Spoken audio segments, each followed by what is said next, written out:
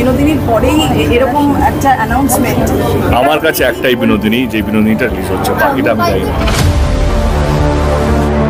সেটা হচ্ছে যে আমার বডিতে কোথাও ইনসিকিউরিটি নেই। আমি কখনোই কাউকে নিয়ে জেলাসি বা কেন সে এটা করছে, তার জীবনে কেন এটা হচ্ছে, আমি কাউকে নিয়েই কখনো এনভি করিনি। আমি তোমার মেমোরি, ফিউচার নিয়েও তুমি ভাবছো, পাস্টেও তোমার মেমোরিতেই আছে। সো প্রেজেন্টে থাকো, একদিন যাব, কিন্তু মানুষের ব্যবহারটাই সবকিছু।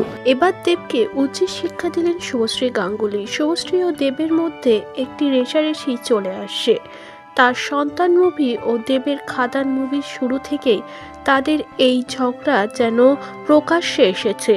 এবার একটি ইন্টারভিউতে শুভশ্রীকে বলতে শোনা যায়, আমি কখনো কাউকে নিয়ে জেলাস ফিল হয়নি, প্রেজেন্টে থাকো, পাস্ট নিয়ে ভেবো না। এই কথাগুলি নাম না করে যে দেবকেই বলা হয়েছে, এতে সকলেই একমত। বিনোদিনীর পরেই এরকম একটা অ্যানাউন্সমেন্ট।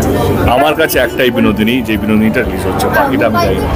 অভিনেত্রী রুক্মিণী মৈত্রের বিনোদিনীর রিলিজের সময় পরিচালক সৃজিত মুখার্জি ঘোষণা দিয়েছে শুভশ্রী গাঙ্গুলিকে নিয়ে বিনোদিনী তৈরি করা হবে, এবং সেই কথা দেবের কানে পৌঁছাতেই দেবকে প্রশ্ন করা হলেই দেব বিকৃতভাবে বলে ওঠে, আমার কাছে একটাই বিনোদিনী, যে বিনোদিনী রিলিজ হচ্ছে, বাকিটা আমি জানি না।